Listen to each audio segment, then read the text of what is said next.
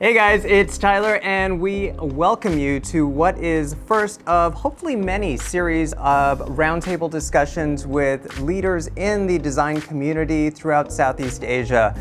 We're calling this Wine and Design, and we could not be more excited to have our first panel of guests here at this roundtable to discuss what's going on in the design industry, both architecture, styling, editing, if you will, and all aspects of design. So to start this off, let's get an intro going. We'll start here.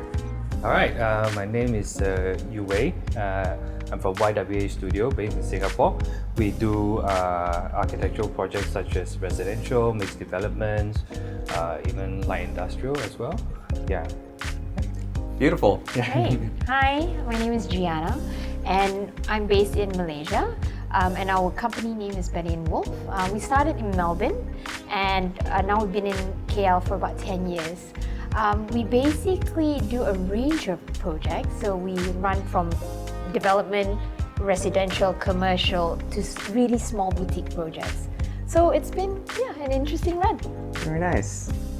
Hi, I'm Jennifer Chu. I'm Editor-in-Chief of Tatler Homes Malaysia.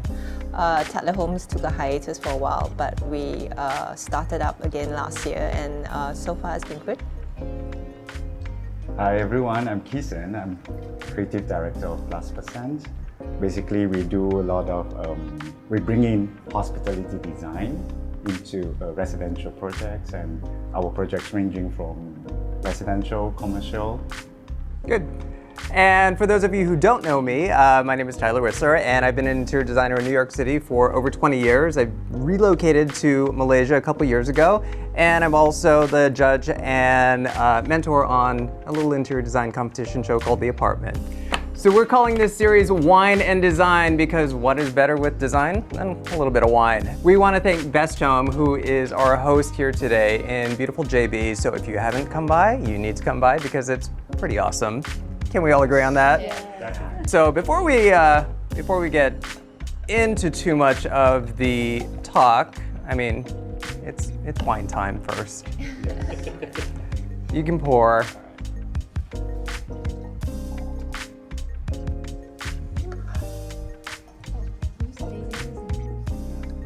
So before we get started, let's just do a little cheers. Thank you guys so much for spending the afternoon to talk about design. Our pleasure. Thank you so much.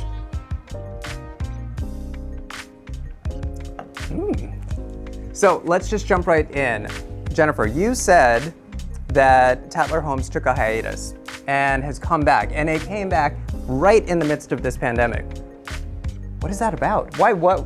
Especially now when most magazines are going purely digital, you actually came back to physical print, which I love.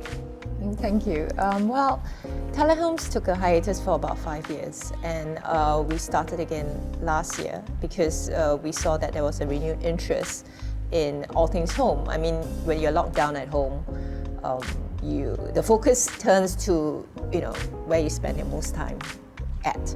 And that was the home. So, you want to make your home cozier, you want to make it more beautiful, you want to make it a better reflection of yourself.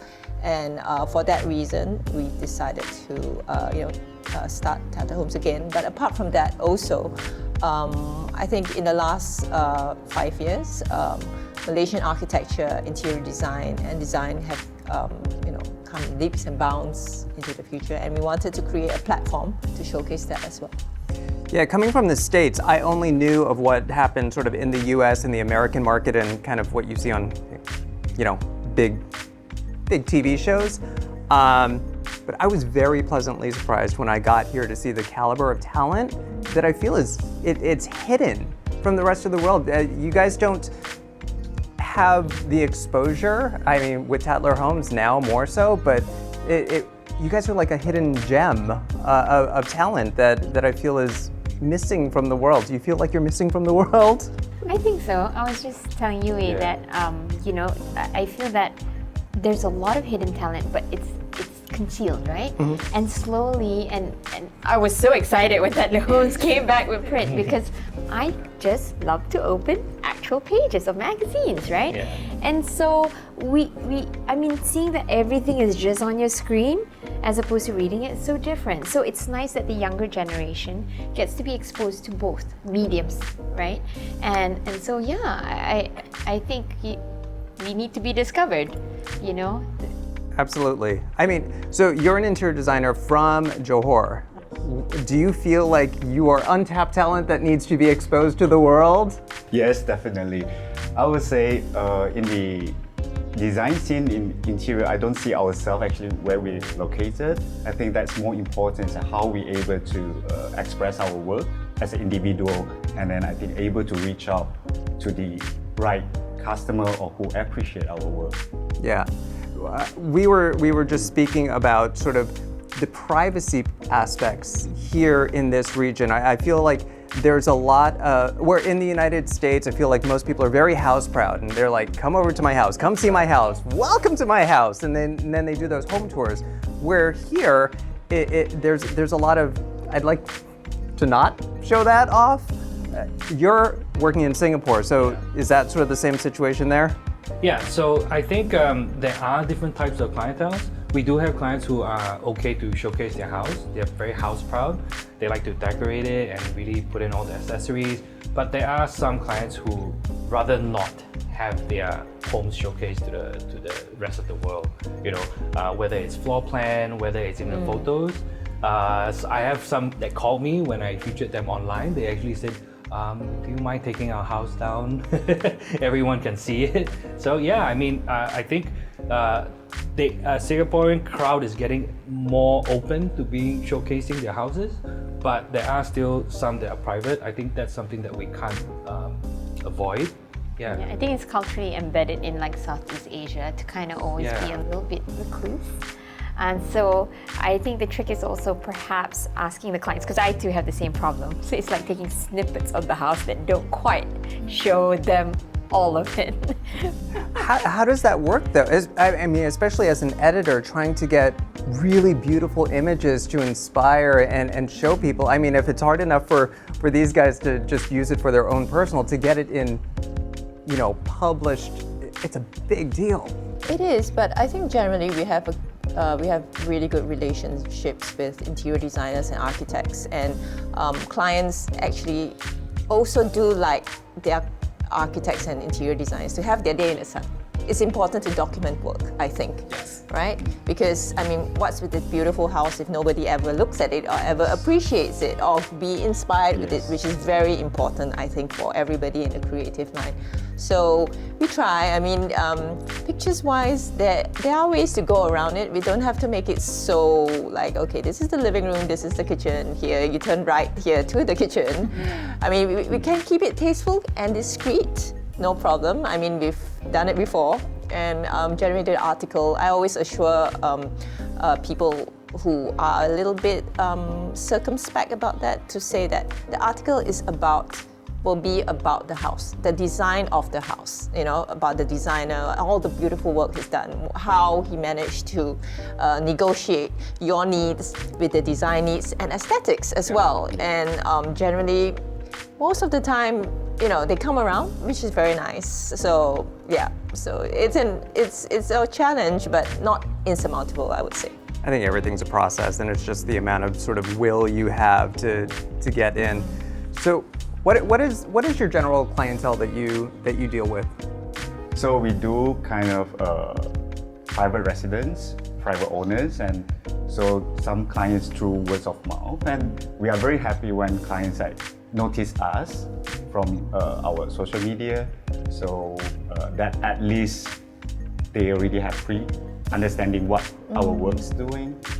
So I think, yeah, social media has really changed how people view design, right? How you show your work. Pinterest. Yeah, Pinterest, Instagram, you know, it's so visually heavy.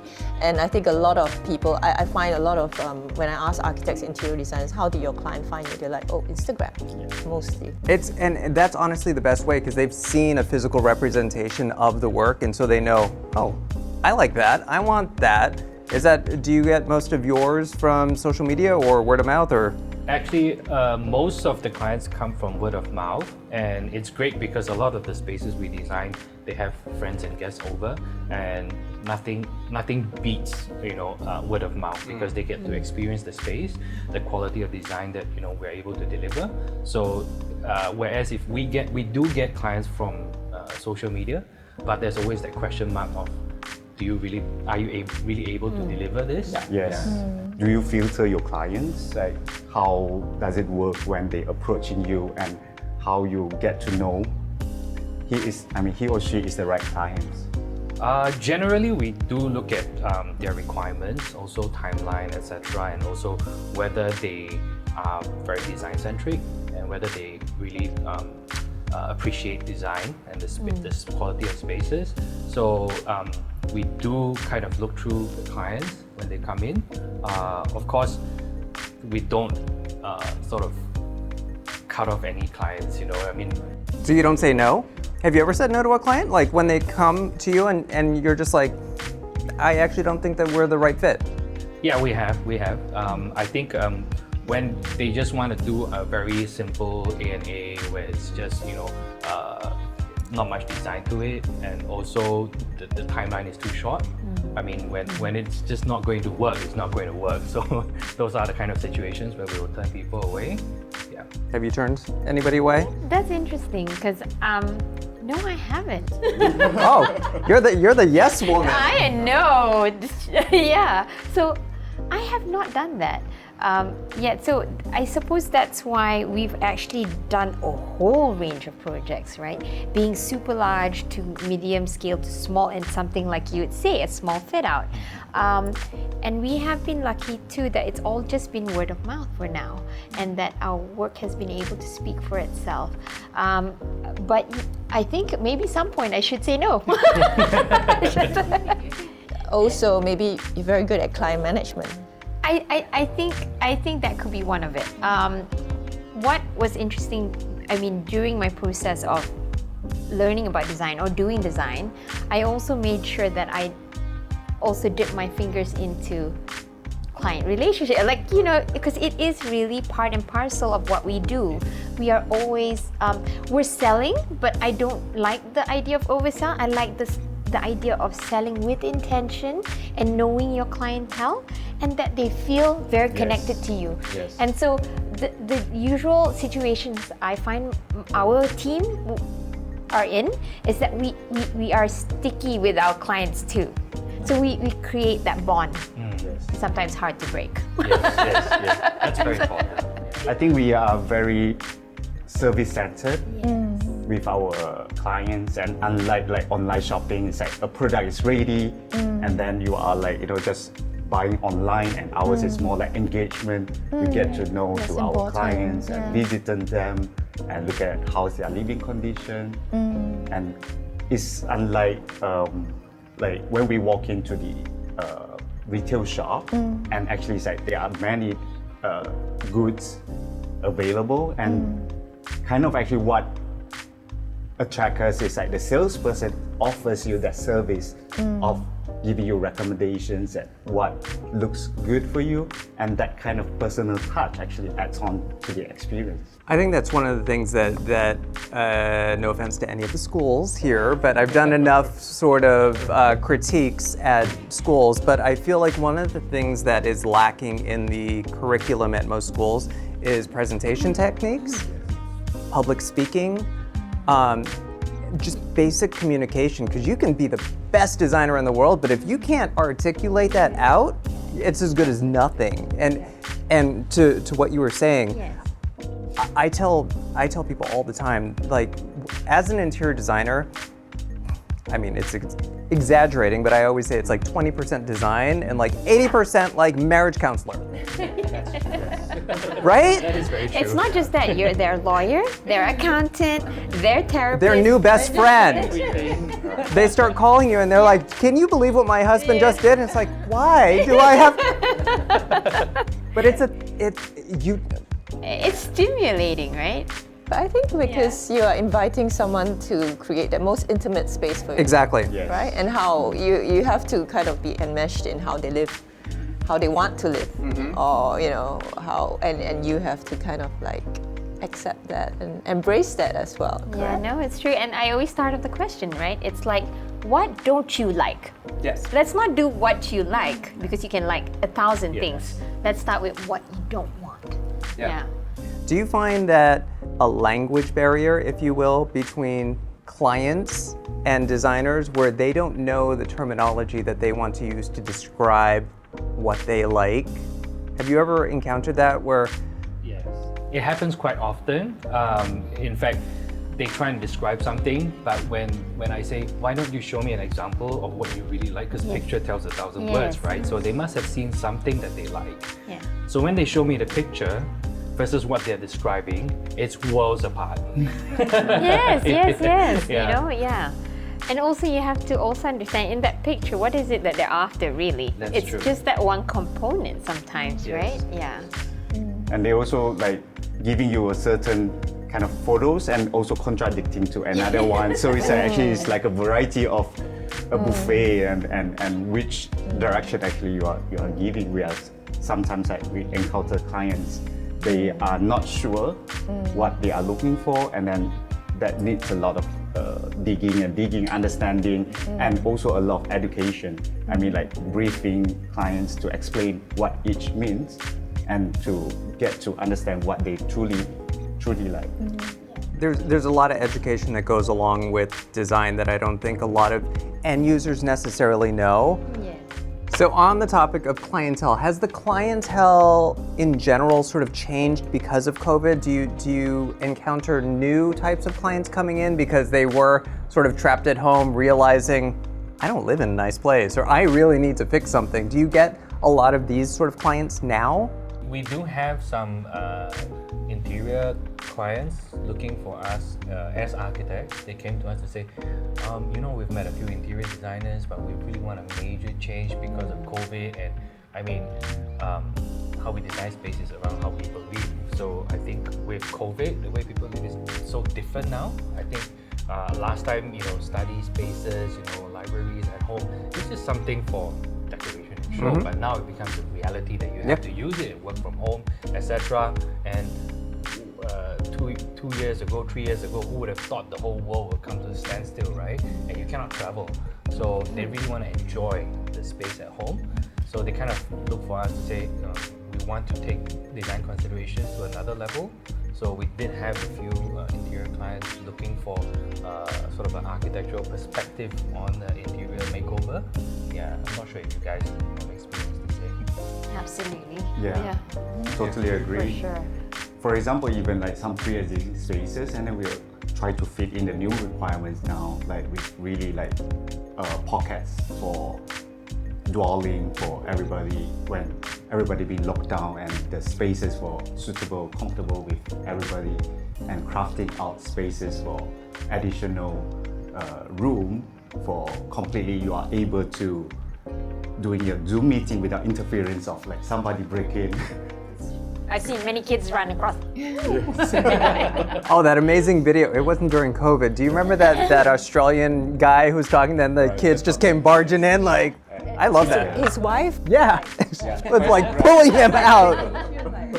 Black Ops or something. I just love that. Let's talk about money, shall we? Which is something that clients don't like to talk about. And it makes it very difficult to do a job properly if they don't openly say, I want to spend this much money. How do you get them to open up with, I have this much and I would like you to do X, Y, and Z? Because a lot of times they're like, oh, you tell me first. It's like, but I could tell you 100,000 and you actually wanted to spend 20, so there's a problem. For us, we actually have a team of QS in my office. So we kind of bring that up straight up in the beginning of the meeting, and we go, look, I mean, we can have everything we want that you would like, but we really have to come down and really focus on what it is that's important. So we list down what's important, and then we quantify that. And so that can start to, excuse me, reduce the amount of friction we have with the client, because they kind of have a reality of how much a light could cost. So then that brings then back to the question about styling, right? Because, oh no, they parked all that money into architecture, the main interior. And in the end, there's not enough budget for the Always. styling. Yeah, It just looks so unbalanced. Yes, but I think with COVID, it's actually brought a new understanding for longevity. So I've noticed that the client will go, okay, but you know, actually I love this Pinterest. So could I have 10 of these items? I'm like, sure. And so I just had that moment with you. Remember, I brought my client over so that they can understand the physical aspect of how much something costs. So like being here, this is a perfect space for it. You know, people can understand, look, a lamp cannot be 50 ringgit. It's like, it will break down in 2 seconds. So, you know, and so I feel that by having this conversation with the client, it really does help talk about money and just structure them in the beginning of that process. Yeah. I think, to what you were saying, I think that it's so important to have physical places to bring clients. I mean, yes, during COVID, there was a lot of sort of online buying, just out of need because they wanted it, but then they kind of get the piece and they're like, not as great as I thought it was going to be. But having a physical space like Best Home, you know, makes it so much better, where they can physically feel, touch, and experience and sort of be at one with everything, and just there's nothing like it. Have you had more clients who want to go out and shop now than before, or are they still? Absolutely. I would say during the COVID, the challenge of access to overseas products, I think is really challenging, even for us actually. We are so get used to travel and then sourcing some nice items and because of this COVID, actually we are really look out what is available in the market, and we are still finding the equivalent quality of material or products or styling accessories that still bringing out the feelings that we try to achieve. In the end, we are not compromising whether we are not able to access it, but we still try many ways to make it happen. How do you convince a client to allocate certain percentage of something, you know, to this point of styling? Like for you, because you have the architecture arm of it. So when they come in and they say, I have $1 million, and how do you divvy that up and make sure that everything is sort of there? Or what is the percentage that you generally kind of go to? So I think it's really hard to set a percentage because everyone has different priorities. So I have had clients who had told us a very limited budget for architecture or interior, only later to find out that they had such a big budget for furnishing, you know. And the brands that they told me that they have placed order already, I'm like, come on, man. I had to struggle with this, and now you're working with that. So what is very important is that we set the initial stages where we kind of set the brief, the design brief, and the understanding with the client. That is very, very important, to understand what is important to them, to understand what they want to achieve with the space. Of course, with furnishings, etc., I think we'll always bring them out or advise for them to go look at actual furnitures, different brands, what the touch and feel of it, because pictures, you can't really tell, you know. Some things you really need to touch, feel, and really sit on things to really know why it costs more. Yeah. So that is very important. I think that is what we aim to try and establish at the very start of the project. Yeah. From a magazine standpoint, Tatler has a certain DNA that it steers towards, but in this world where people are sort of looking to mix and match, how do you deal with that as an editor, with showing products that sort of fulfill a range? Because I know Tatler is appealing to a lot younger crowd now. At one point I think it felt very mature, and there's been this beautiful resurgence of it appeals to everybody.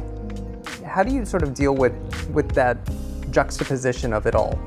I think, like most brands, Tatler Homes has evolved. Actually, Tatler as a brand in general, the magazine has evolved too.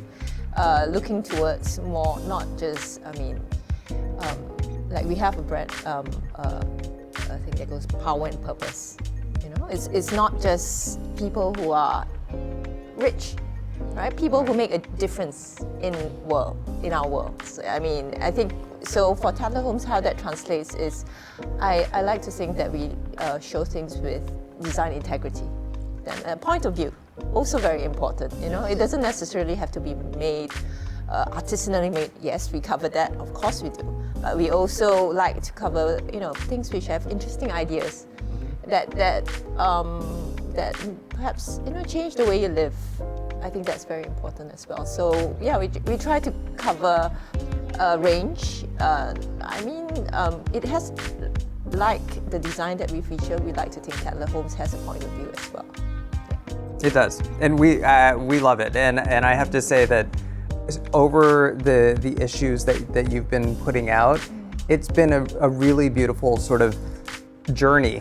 Even just the cover stories, looking at the covers and going from one to the other, I think that it's showing sort of the breadth of what you guys offer and the inspiration that is all around us, because they're not necessarily the same look at all. I think that's been my privilege as an editor to be able to showcase a lot of beautiful Malaysian design, and not just beautiful Malaysian design in Kuala Lumpur, which has always been a lot of good times. But like the cover for our first issue was a house in Johor, and I had people come up to me and say, I didn't know they had like such beautiful houses in Johor. So we try to feature not just houses in in KL. There are many beautiful houses, that's true, but also there's beautiful design in Penang, Johor. We've done houses in Sarawak. We are hoping to do one in KK as well soon. So yeah, it's nice for everyone to see and to know that there's creativity and talents throughout Malaysia, and for our regional counterparts as well. For example, Tatler Homes Taiwan used a Malaysian home for their cover. Nice. And people were going like, wow, beautiful, they have such beautiful homes in Malaysia, and that's been our privilege to be able to provide that platform for our architects and designers. Again, I think it's sort of that notion of, it's a hidden gem of talent within this area. Most of the world only thinks Crazy Rich Asians. That's their or that other reality show that's out there, and that's their only reference point for what design is, where that's fictitious and made up, but Well, not that fictitious. That's part of it too. That's fun to look at sometimes as well. We're not just talking about serious design. There's fun design, there's like glamorous design, and we like to show a whole range of it. And I think that's very important for a magazine to have that kind of range. Yeah, no, I agree, and I think that you at the helm have done an incredible job. So you should be very proud of where you are steering the ship right now, because I'm sure it's not an easy task. We were actually just chatting while we were eating about education. I was chatting about students, but we were also chatting about sort of education of clients. How do we educate clients better? Because I think that what I've noticed here is there seems to be a little bit of, and I'm generalizing people, but I feel like there's a little bit of distrust between end users and designers and architects, and in the broadest sense. I feel like somebody's always been screwed over, so they're a little hesitant. Or they're just afraid that you're going to be making more money than you should, and you're going to do something. Why? And how do we change that? I think from my perspective, I think I spend a lot of time to share with clients, especially when they spend really good amount of budget, is the priority. Of course, there are like aesthetic priority aspect, the functionality. I think I always share with clients, the budget actually should be using allocating a good amount for those you are touch and feel. For example, mattresses, furniture, the tap, the faucet, the fittings, even to the WC and these are things that you are really using most of the time. And I think I would not, like, some clients that they only look for the aesthetic aspect and they are not. But how do you convince these clients? Because these are clients who are driving around in, like, you know, a Bentley and the Rolex, and then she pulls out her Birkin, and then they say, I don't want to spend that much on a sofa. And it's like, come on right now. How do you change that sort of mentality of, this is your home. This is what you're actually in every day. You use this Birkin 2 times a year. So I think education has a big part of it. I mean, when, you know, with Tyler Homes as well, we try to, I don't know about saying educate our readers because that sounds so condescending, but to inform our readers the value of design. I mean, the value, what you are actually paying for that, you know, semi-naughty sofa and why it's so expensive, right? I have this experience as well. Or even that fitting. I think that's a very important thing, that fittings are so important because you use them every day. The wear and tear is like daily, right? So I think, yeah, education, informing them, touch and feel, where they get to touch the items and to see, you know, what they are actually paying for. It's very important. Definitely bringing them into space is so important because for the first time, they instead of staring at a screen again, they know in reality how big that table is, the touch of it. I even go to the extent of educating them how things are being made, and sometimes they're just like, oh, she's telling me about these things. but you know, they appreciate it towards the end. When they go to someone else's home, they go, I'm proud of my table and chair. Because they would sit down and go, oh, I remember what she told me, not so good. Yeah, so you know, it is a process, right? That they do need to do. Sometimes they need to make some mistakes in order to understand, uh-oh, I should have gone for that. I don't know, like faucet.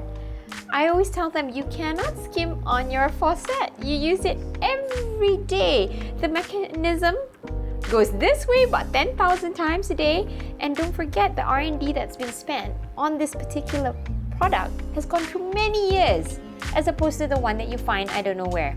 Yeah, so definitely education. I think it's that old sort of cliche of you get what you pay for. And but they don't want to believe you all the time until they kind of make that mistake, like you said. I mean, and have you ever had someone make a mistake and come back and have to sort of eat their words? And actually, somehow I've always thought that as like yes experience. But okay, so there was one client that came to us and we did advise them on certain things that could not be done because we have an architectural perspective on things. So we also have a structural perspective on things. So we told them that this could not be done, and you know, when you move the WC a certain way, the structure will block it. So they have turned around to go with someone else, you know, but I always wish them all the best because I said, if you have any questions, I wish them all the best. Good luck with that. Sincerely. But 3 months later, they called me and said that can we come back to explore how to take over the project. But at that point in time, work's already done halfway and a lot of mistakes have been made. I did try and have a look at it, but I could only advise, and because when you pass it over halfway, the responsibility is it's questionable, right? Yeah. But yes, it has happened before. Have you seen any, and actually I'll start with Jennifer because you would probably be the most in tune with this. Have you seen any trends that have been more apparent because of COVID or during COVID? I know, like, you know, everybody was working from home. So there were, I know on Pinterest especially, there was a huge resurgence in home office and everybody was looking at that. But have you seen sort of trend-wise? I would say aesthetically, there's a return to maximalism. People want more is more. to, I mean, people want to, you know, express themselves in more bolder ways nowadays, and I think that's fantastic. You know, I mean, I like minimalism too, but I mean, maximalism is fun and it's glamorous as well. I think that's definitely that, and I think an emphasis on sustainability, which is very welcome. I think a lot of the furniture companies, a lot of the design companies are taking it a lot more seriously nowadays, and in every aspect, not just the materials, the way a particular design is made, and even the packaging, which is great because packaging is a lot of waste, right? So yeah, I think those two are two things I've been seeing a lot of recently. Have you seen any new trends because of COVID? There's dual, I would say dual, right? So you either have a client that goes super glam, and then you have a client that goes super homey. But again, because of the whole COVID factor, they're not quite sure where they should go, right? So they end up having they do their own thing during COVID, or obviously they can't engage with so many designers. And then when you come to their homes, that's when they call for styling. Because they go, oh, see Daisy, this is all not the way. This shouldn't be it. Yeah. So definitely a lot of trends towards the two I see. Yeah. Anything you've seen? I think in terms and a general kind of a perspective, a lot of people during COVID was stuck in a situation where the house was just not fitted out for the kind of situation, and they come to realize they're just stuck with whatever they had. So that gave them a lot of time to think about what a home really means, apart from just staying and going out to do the rest of your things, for the rest of the day. Yeah.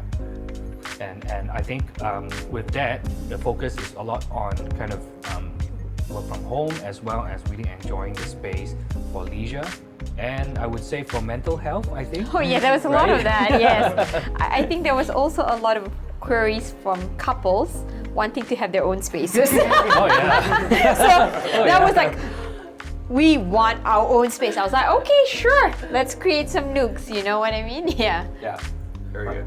I'm also seeing that's also a trend. Like we used to socialize a lot, going out, hanging out outside, and then actually it's like to putting a lot of social aspect back to their home. So for example, it's like we used to hang out outside, and nowadays it's actually we would like to have the full facilities for the balcony, for the gym, for a bar, for that whole thing. Other than just just work from home, I think that socialized aspect actually is very important, rather than being outside, and through this exercise actually even felt more comfortable than you are gathering, having friends outside, and it's more private and cozy and more intimate together. Exactly. What was the toughest part of working through lockdown? I think for an architectural part of it, I think it's really managing the site and also talking about design. I think design is something that in my personal experience, is better when it's in person, because then you can have all the hand gestures and how things work. Yes. But through Zoom, it's just not as good.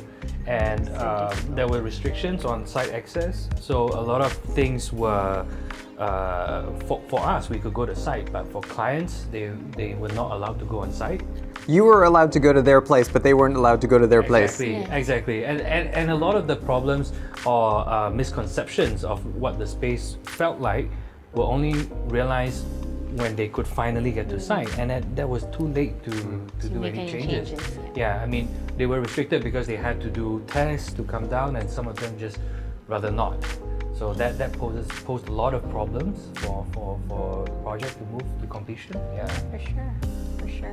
I think also, besides also the clientele, there was also that trying to motivate the team. Especially when you're doing design, you have to be together, right?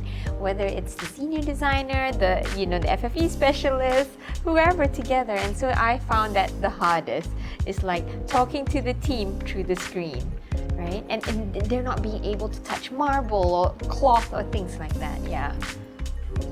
Apart from the challenges that we face as a physical, but I do see the positive side of because of the lockdown, with the online meetings become so convenient, and actually for us to schedule meetings in between our work, and then actually having online meetings actually save a lot of our time. sometimes like for our site, probably like will be a distance away, different city, different country. So having this becomes so easier for us to have a arrangement straight away, and undeniable that it's a certain aspect we need to see on site, but as of now, we are able to travel again, and now this become parts of the good things we get it from after COVID. Yeah. So what, now that we're basically seeing the light at the end of the tunnel and hopefully out of this whole thing very, very soon, what are we all hoping for? Like post-pandemic, what do you want to see? I would want to see more homes which I think are centered around like wellness, homes which we feel like we want to, spend a lot of time in, but also sustainability. I think is very important as well. Homes which we can live responsible lives in. Yeah. Yes, totally agree. I think people are more paying attention with the way of living their home situations right now and improving the quality of life. I think that's something that actually is benefit us to bringing out our services actually to create a beautiful home and a home which is comfortable. I think, definitely looking forward to more homes, like I mentioned earlier, with more mental wellness, kind of a design-centric approach, and more homes to do. Lots more homes to do. I mean, for me, I think what's most exciting is, besides the clientele again, it's also the industry. So like for us to be able to be sitting down here today to talk to each other, which is so refreshing after being locked up for so long, and also being able to travel and see things, and I think it's just that we need that connection back again. Yeah, and I couldn't have ended that on a better note. I think the main focus for why we are doing this is to really bring the design community together, because I feel like in a lot of ways this region is very separate, and people like to hold things like close to them and don't want to share as much. And I feel like that's only hurting the industry as a whole. So the more we share, the more we open up about what's good, what's bad, what's ugly, it can only help us in the long run. So I want to thank you all for again joining us today. Yue, Gianna, Jennifer, and Keeson, thank you so much. Thank you for coming into Best Home. And for all of you at home, we hope you enjoyed this discussion. We hope that you learned a little bit, and we want to see you back here. So if you haven't already, come into Best Home and pay us a visit. And I think we should cheers to the future of design, architecture, and everybody stay safe and healthy. Thank you. Thank you.